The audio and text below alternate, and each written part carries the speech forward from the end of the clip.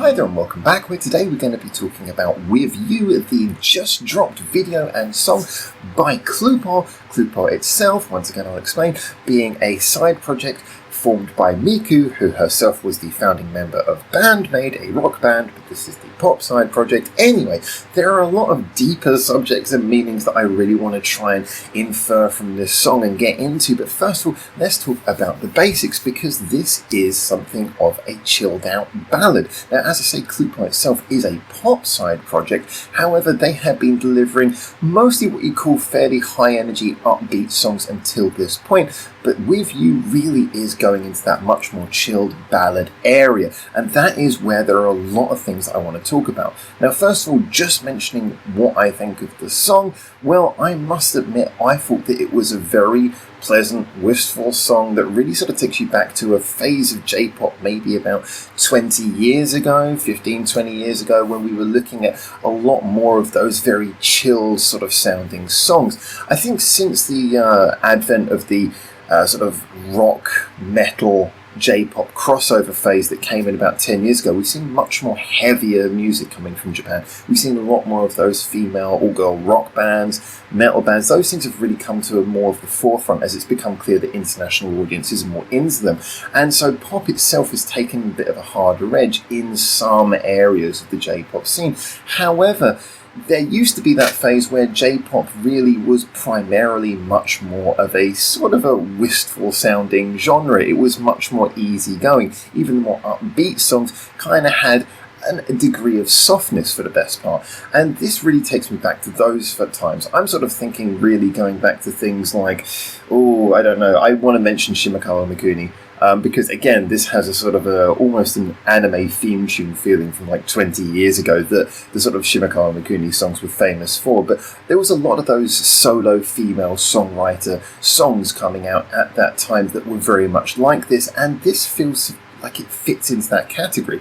Now, as well as that, it does have that same feeling of really being kind of emotional, but not in a forceful way. The lyrics I quite liked, actually. I noticed that they, once again, were nice enough to include the English translations, just so that I didn't have to rely entirely on my ability to translate the Japanese. And yeah, it felt like a song that had some meaning in it. It really felt like it was getting a nostalgic vibe. So this is all well and good, but to me there is a deeper meaning under this admittedly very catchy and very emotionally pleasing pop song. And that is that I noticed when I spoke in our Discord about this, when it came out last night, that it had been mentioned how brave this song was, how brave of Miku, who still became famous through things like Band-Maid, of her to do something that was this pop, this different from where her signature sound had really been generated, from what had basically made her famous. And to be honest, I think that I would take a very different approach on this altogether.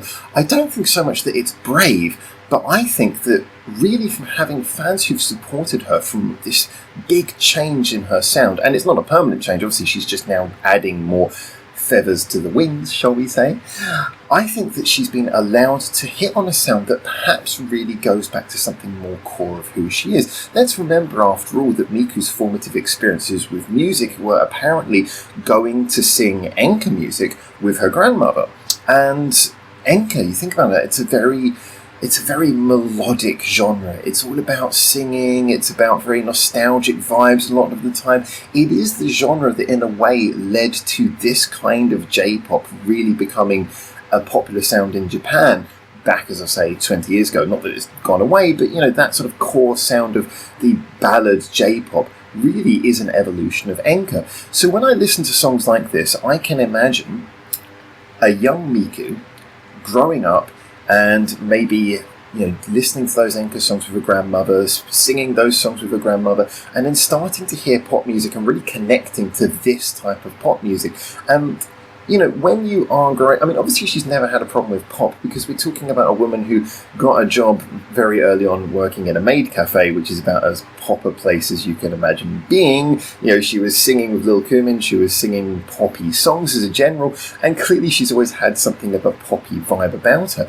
And then you get to a certain point where you want to stamp a mark, you want to be, you want to add your identity, so you create a rock band, you get into rock music. It's a nice way of being something more than just another woman even in a sort of poppy scene. And so she creates something like Band-Maid, and yes, that's where she was able to deliver some rebellion. Now, don't get me wrong, I'm not saying that Band-Maid isn't something that isn't very close to her heart, because obviously it's the core, real musical part of her life, and she's really, really, really just become the signature identity of that band.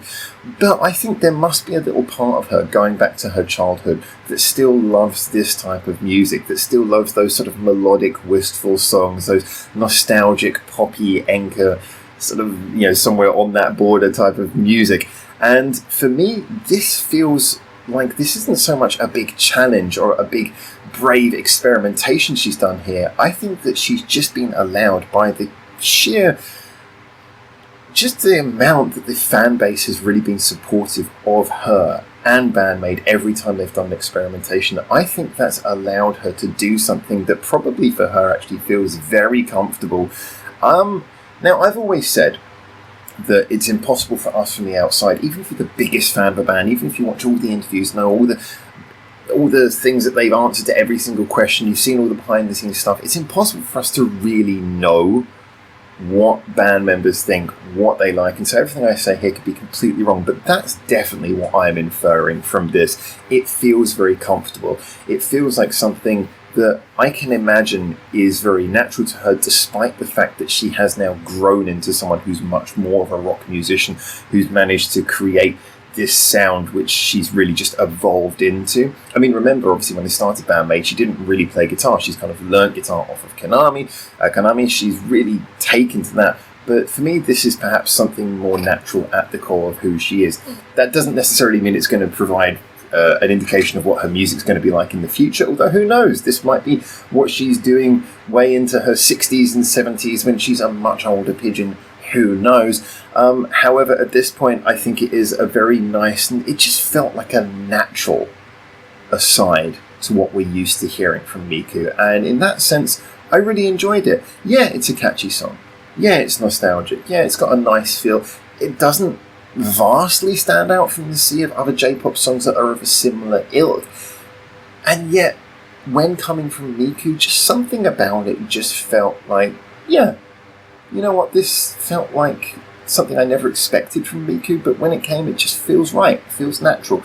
So I was really pleased to hear this. It's a song that I will definitely play every time I need something chilled out. It will definitely go onto a lot of my chilled out pop playlists, and I was just really glad to hear it. I am very interested to see what the fans think. It does seem the fans have always been very supportive. As I say, if it wasn't for that, we may never have heard this song. I've heard a lot, I won't name names, but I've heard a lot of other heavy artists, or artists who debuted with a heavy sound, who tried to vary into more pop things, and you know, the fans immediately went, oh, that's not metal, oh, that's not hard rock, oh, you're selling out. I in fact did a whole video about that over maybe even a couple of years ago now, the idea of artists selling out and how sometimes it can be more than just what you think it is.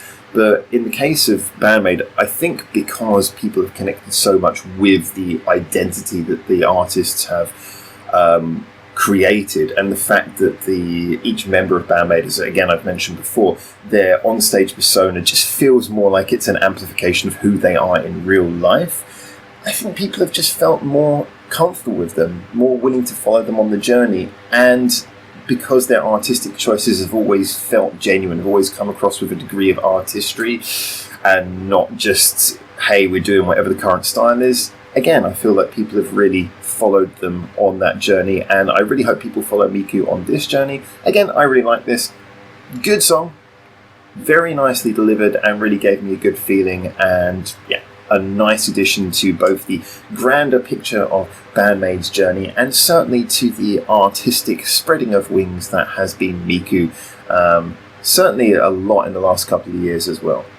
Anyway, looking forward to hearing more from Cluppo. Certainly looking forward to hearing more from Band-Maid. I love the fact that we've had announcements about Band-Maid and Cluppo at the same time recently. That really shows that the two side projects are not slowing each other down. Well, one being the core project, apologies. But yeah, those are my opinions. As always, looking forward to seeing what you guys think in the comments. And until I hopefully see you very soon for the next one of these, for now, ciao, ciao.